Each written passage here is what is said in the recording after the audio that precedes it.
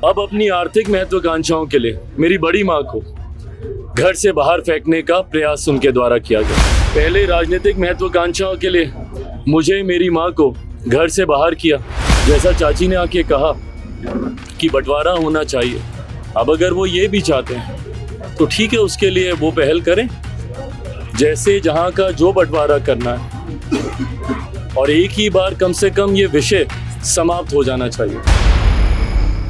पिछले कई दिनों के बाद लोक जनशक्ति पार्टी रामविलास के राष्ट्रीय अध्यक्ष चिराग पासवान आज पटना पहुंचे। जैसा कि आपने देखा, पटना पहुंचते ही उन्होंने संवाददाता सम्मेलन का आयोजन किया और मीडिया के समक्ष कई बातों को वक्फ संशोधन बिल को लेकर के रखी। लेकिन पटना पहुंचने के बाद उन्होंने सर्वप्रथम अपने पैतृक घर खगड़िया के सहरबनी गांव में पहुंचे और वहां अपनी माता के बुलावे पर पहुंचे। बता दें कि उनके घर में कुछ आर्थिक रूप से विवाद चल रहा है और जो ये विवाद है वो भी पारिवारिक विवाद है, और उस पारिवारिक विवाद को सुलझाने को लेकर के वो अपनी मां से मिलने पहुंचे हैं। बता दें कि उनकी बड़ी मां के साथ पिछले दिनों उनके चाचा एवं चाचियों के द्वारा मारपीट की घटना की बात सामने आई थी, जिसके बाद यह मामला थाने तक पहुंचा था। इस विवाद को सुलझाने के लिए चिराग पासवान अपने पैतृक गाँव खगड़िया के सहरबनी पहुँचते हैं, अपनी माता से मिलते हैं और वो काफ़ी इस मौके पर वो काफ़ी भावुक नजर आते हैं और मीडिया के समक्ष आकर उन्होंने क्या कुछ इस पूरे मामले को लेकर के कहा है, आइए सुनाते हैं। इस विषय पर हम ज्यादा कुछ नहीं बोलेंगे क्योंकि हमारे परिवार का मामला है और हमने हमेशा प्रयास किया है कि परिवार की बातें परिवार के भीतर ही रहें। पर दुख की बात यह है कि कई घटना चक्र मेरे पिता के निधन के बाद ऐसे हुए जिसकी वजह से कई परिवार की बातें सामने आई, जनता के बीच आई, जो दुखद है। ऐसा नहीं होना चाहिए। जिस तरीके से मेरे पिता के जाने के बाद परिवार के कुछ सदस्यों ने महत्वाकांक्षाओं के लिए, राजनीतिक महत्वाकांक्षाओं के लिए, आर्थिक महत्वाकांक्षाओं के लिए समय समय पर घर परिवार, परिवार के लोग, परिवार के सदस्य, परिवार की महिलाओं को अपमानित करने का कार्य किया, ये दुखद है। मेरे पिता के जाने के बाद घर में सबसे बड़े मेरे चाचा ही हैं। उनकी ये जिम्मेदारी बनती थी कि जिस तरीके से मेरे पिता ने पूरे घर को, पूरे परिवार को एकजुट करके रखा।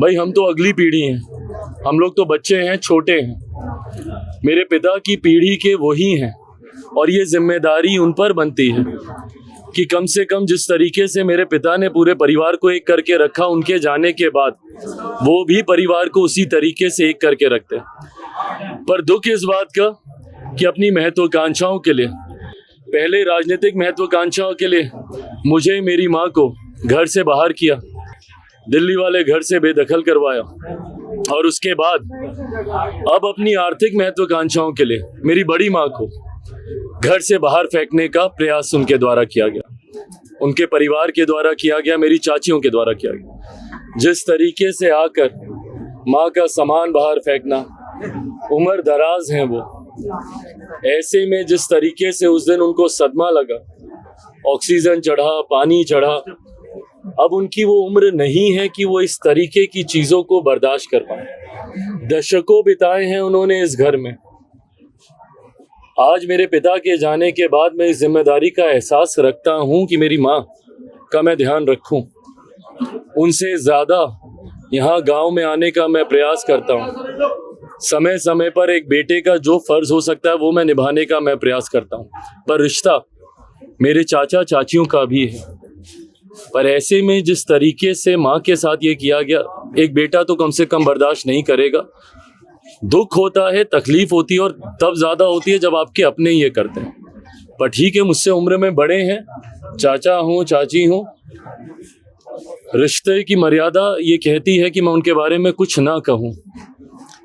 बट हाँ, अगर अब वो ये तक चाहते हैं, मैं कभी नहीं चाहता था, पर अब अगर जैसा चाची ने आके कहा कि बंटवारा होना चाहिए, अब अगर वो ये भी चाहते हैं तो ठीक है, उसके लिए वो पहल करें, जैसे जहाँ का जो बंटवारा करना है, और एक ही बार कम से कम ये विषय समाप्त हो जाना चाहिए।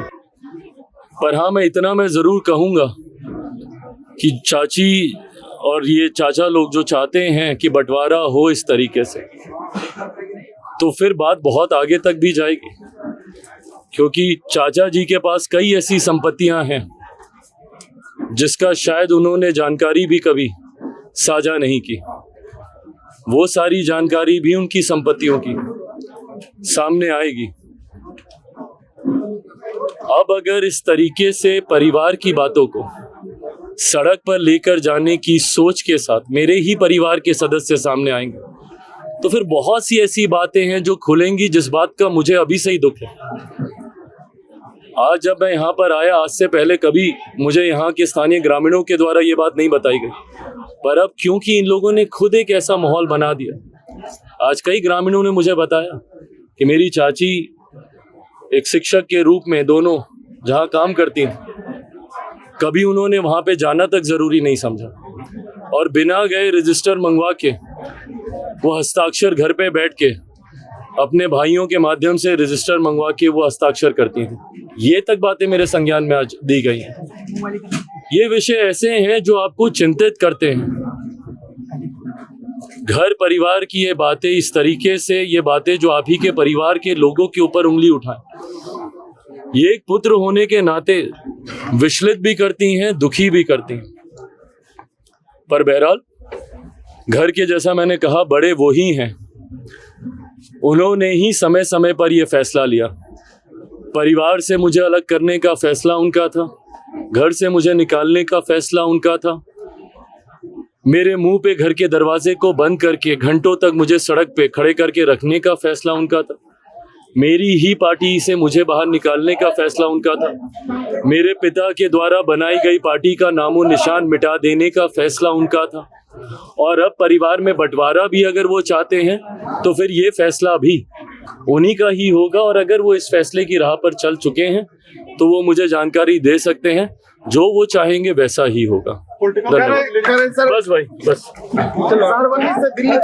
तो जैसा कि आपने सुना, चिराग पासवान ने भावुक होते हुए कहा है कि एक राजनीतिक लड़ाई जब घर में आर्थिक लड़ाई का रूप ले लेती है, वो भी खासकर जब परिवार के अपने सदस्यों के साथ, तो ये काफ़ी दुखद है। और जिस तरह से हमारी बड़ी माँ को प्रताड़ित किया गया है, यह घटना निंदा के पात्र है। और जिस तरह से आज तमाम जो लोग हैं वो मेरी माताजी के पक्ष में हैं और मैं भी अब उनके साथ हूँ। जिस तरह से अब मेरी माताजी ने कहा है कि अब संपत्तियों का बंटवारा होना चाहिए, तो मैं उसके लिए तैयार हूं। लेकिन इसके साथ ही उन्होंने इशारों में अपने चाचा पर भी हमला किया है और कहा है कि मैं तो संपत्ति के बंटवारे के लिए तैयार हूं, लेकिन जो संपत्तियां, जो कुछ गुप्त तरीके से हमारे चाचा अपने पास रखे हुए हैं, फिर उसे भी उजागर करना होगा। और मैं नहीं चाहता कि ये पूरा मामला पूरे राज्य और पूरे देश भर में लोग जाने। अब देखना यह होगा कि जिस तरह से अब राजनीतिक लड़ाई अब पारिवारिक लड़ाई का रूप ले चुकी है और चिराग पासवान भावुक होते हुए उन्होंने संपत्ति बंटवारे का बात स्वीकार किया है और कहा है कि मैं इसके लिए तैयार हूं। तो अब देखना दिलचस्प होगा कि आखिर अब यह चाचा और भतीजे की लड़ाई आगे क्या कुछ रंग लाने वाली है। सहयोगी ऋतिक के साथ ज्ञानेंद्र वर्मा, आर्यन खबर, पटना।